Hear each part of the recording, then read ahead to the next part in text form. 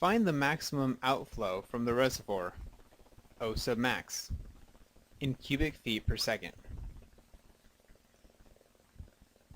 This problem provides the data to generate the plots shown here, which includes the inflow hydrograph, the reservoir outflow for the first time period, the outflow as a function of water surface elevation, often called the rating curve, and the area of the reservoir as the function of elevation, used to define the reservoir geometry.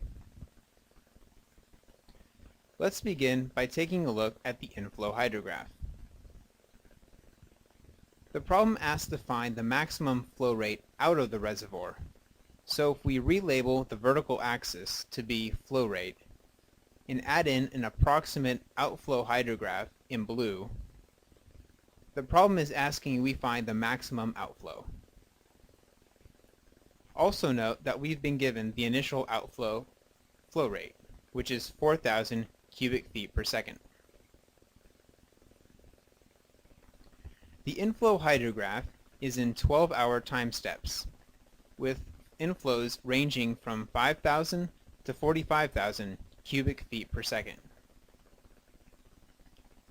As defined, the inflow hydrograph would look more like a bar graph with discrete changes in flow rate every 12 hours, as would the outflow hydrograph. For this problem, we'll think of all flow rates in terms of these discrete 12-hour time periods. In order to determine the maximum flow rate out of the reservoir, we'll use the general level pool routing equation, which relates the storage volume of water currently in the reservoir with the outflow and inflow. This equation also relates two consecutive time periods, J and J plus 1. So we return to the given data and look at the bottom two plots, which relate the outflow and area as a function of the water surface elevation.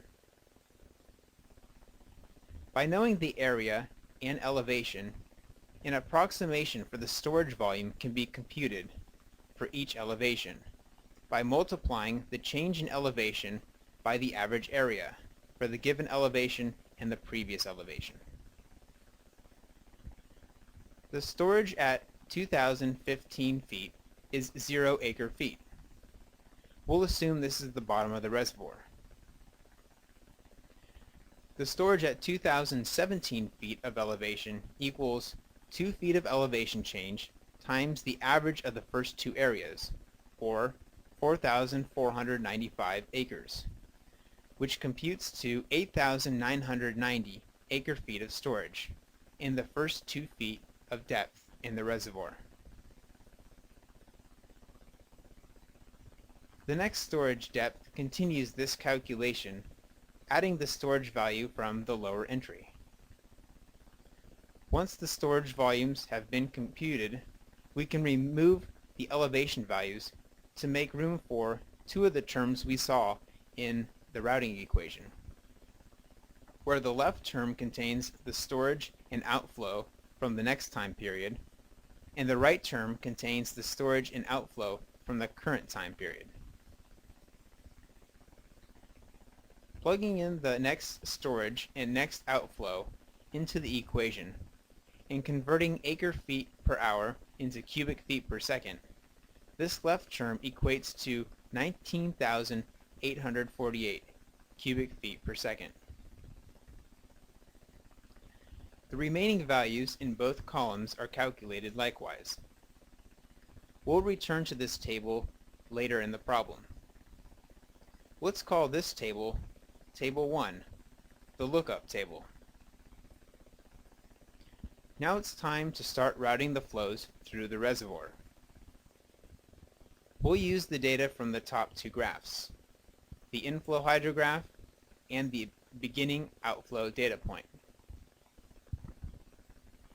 In this table, each row represents a 12-hour time period, with the inflow values, the initial outflow value, and these two intermediate terms, which we just computed in Table 1. We'll call this table Table 2, the results table. We'll begin by determining the quantity 2 times the storage divided by the time period minus the outflow for the first time period. To do so, all we need is the initial outflow quantity, 4,000 cubic feet per second, and Table 1, the lookup table.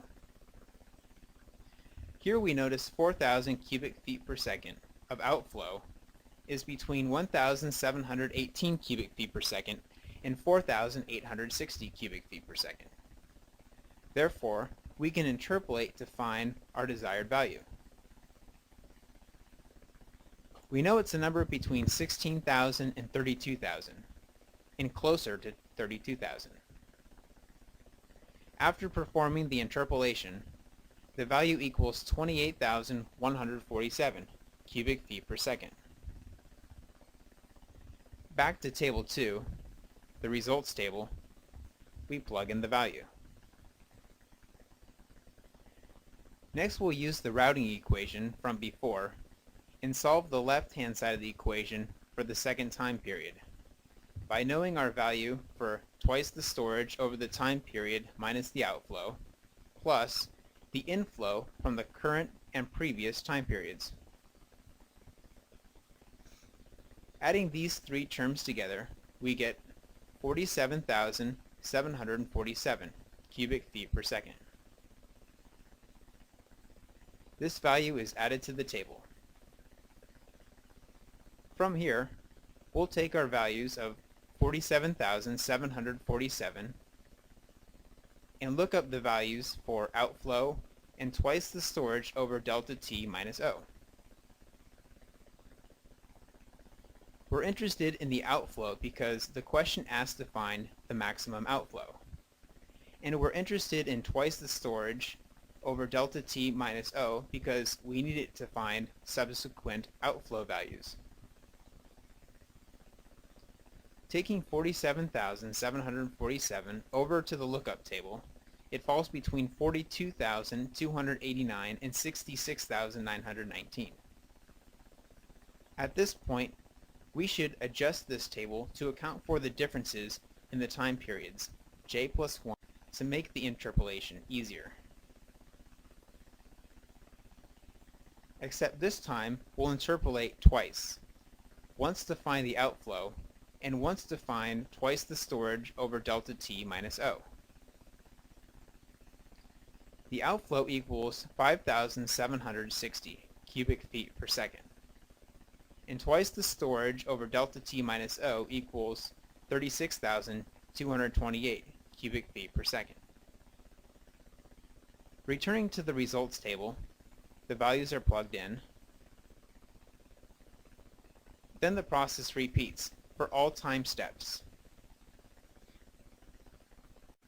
We find our next value for twice the storage over delta T plus the outflow for the next time period by plugging in the known values, adding the value to the table, returning to the lookup table, interpolating to find the outflow value, adding that value to the results table, and so on and so forth. If we continue this process for all 4 days, we will have developed an outflow hydrograph, as shown here in the far right column. Since the problem asks to find the maximum outflow value, we notice it is 29,432 cubic feet per second. When reviewing the possible solutions, the answer is A.